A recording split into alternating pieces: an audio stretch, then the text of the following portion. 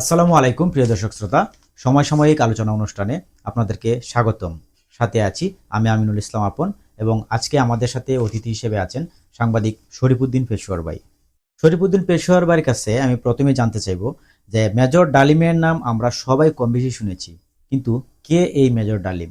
আমরা মেজর ডালিম হিসাবে ওনাকে চিনি। ওনার নাম পুরো নাম হচ্ছে শরীফুল হক ডালিম। ইনি একজন সেনাবাহিনীর অবসরপ্রাপ্ত কর্মকর্তা। ইনি বীর প্রতীক উপাধিতে ভূষিত হয়েছেন। ইনি 1964 সালে বিমান বাহিনীতে অংশগ্রহণ করেন। 65 সালে ভারত পাকিস্তান যুদ্ধে অংশগ্রহণ করেন। তারপরে ইনি 71 সালে পাকিস্তান থেকে পালিয়ে আসেন। সম্ভবত 21 এপ্রিল তিনি পাকিস্তান থেকে পালিয়ে এসে মুক্তিযুদ্ধে অংশগ্রহণ করেন। সাংবাদিক ইলিয়াস সাহেবের ইউটিউব চ্যানেলে মেজর ডালিমের একটা সাক্ষাৎকার নেওয়া হয়েছিল। কি বলেছিলেন সেই সাক্ষাৎকারে মেজর ডালিম? এখানে প্রায় 2 ঘন্টার অধিক সময় তিনি কথাবার্তা বলেছেন। এটাতে অনেক দর্শক ছিল, প্রায় 70-80 লক্ষ দর্শক ছিল। আর তাৎক্ষণিকভাবে প্রায় 8 লক্ষ মানুষ এটা দেখেছেন। এখানে তিনি অনেক কথাই বলেছেন। এর মধ্যে তাকে প্রশ্ন করা হয়েছিল যে এই যে ছাত্র জনতা, তাদের অভ্যুত্থানকে আপনি কিভাবে দেখেন। অনেকটা প্রশ্নটা ছিল এটা, সফলতাটা কিভাবে আপনি দেখেন, বা এটা আপনি কিভাবে দেখেন। তিনি বলেছেন যে অভ্যুত্থান এমন একটা বিষয়, সংগ্রাম এমন একটা বিষয় যেটা চলমান, এটা চালিয়ে যেতে হয়। ছাত্রদের, ওনার কথাই বোঝা যাচ্ছে যে ছাত্ররা যে আন্দোলন করেছে এটা আরো অনেক কিছু বাকি আছে, এটা আস্তে আস্তে এগুচ্ছে এবং এক পর্যায়ে সেটা চূড়ান্ত পর্যায়ে নিয়ে যেতে হবে। এবং ইনি, ওনার কথার মধ্যে বোঝা যায় ওনার এই সমর্থন রয়েছে। বাংলাদেশের কম বেশি সবাই জানে যে মেজর ডালিম প্রায় 50 বছর আত্মগোপনে ছিলেন। হঠাৎ করে কেনই বা এই আলোচনায় আসলেন? তিনিই কি মেজর ডালিম? এখানে 50 বছর কেন হলো, 50 বছর পরে কেন, এটা অনেকেরই প্রশ্ন। তো আরো আমার মনে হয় আরো কয়েক বছর পরে, আরো 200 বছর পরে প্রকৃত ইতিহাসটা বের হবে। ইতিহাসগুলি এভাবেই বের হয়।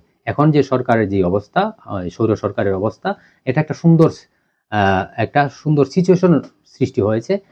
এই জন্য ইনি সাহস পেয়েছেন, বলতে পেরেছেন, এবং ইলিয়াস আলী সুন্দর করে ওনাকে, সাংবাদিক ইলিয়াস ওনাকে সামনে এনেছেন এবং ইনি বলতে পারছেন।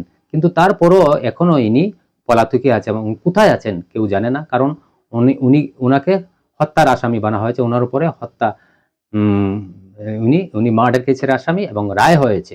এই জন্য হয়তো উনি নিরাপত্তার কারণে এতদিন বলেননি, এখন এই কথাটা বলেছেন। সাংবাদিক ইলিয়াস সাহেব, এবং এই মেজর ডালিমের আলোচনা থেকে আমাদের কি উপকার হতে পারে? হ্যাঁ, এই আলোচনার মাধ্যমে আমরা উপকৃত হতে পারি। এই যে আমরা এ নিয়ে চিন্তা করতে পারি আসলে ঘটনাটা কি হয়েছিল। আমি বলছি না, ইতিহাসবিদরা, ব্রিলিয়ান্টরা এটা থেকে গবেষণা করবেন, চিন্তা করবেন যে সঠিক কোন জিনিসটা ছিল।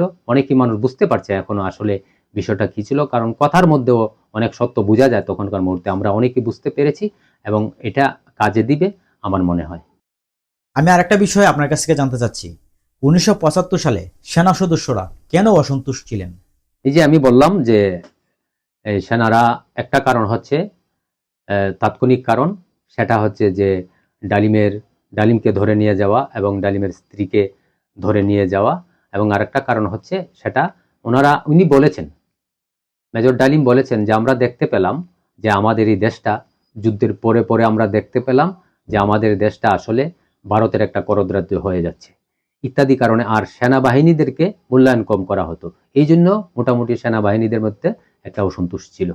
আপনার কাছে আমার শেষ প্রশ্ন, মেজর ডালিম কোথায় আছেন সে বিষয়ে আপনি কি কিছু জানেন? মেজর ডালিম আসলে কোথায় আছেন এটা কেউ বলতে পারে না। হয়তো ওনার নিরাপত্তার জন্যই অন্য কোনো রাষ্ট্রেও হয়তো এই তথ্যটা দিচ্ছে না, দেওয়ার দরকারও নেই। আর ইনি নিজেও বলছেন না যে ইনি কোথায় আছেন। শরীফুদ্দীন পেশোয়ার ভাইকে অসংখ্য ধন্যবাদ আমাদেরকে আপনার এই মূল্যবান সময় দেওয়ার জন্য, এবং প্রিয় দর্শকদেরকে অসংখ্য ধন্যবাদ জানাচ্ছি আপনাদের মূল্যবান সময় দিয়ে আমাদের এই আলোচনা অনুষ্ঠান উপভোগ করার জন্য। তো আজকে আমরা অনুষ্ঠানের প্রায় শেষ পর্যায়ে চলে আসছি, বিদায় নিতে হচ্ছে। দেখা হবে পরবর্তী কোনো ভিডিওতে। সে পর্যন্ত ভালো থাকবেন, সুস্থ থাকবেন। আসসালামু আলাইকুম।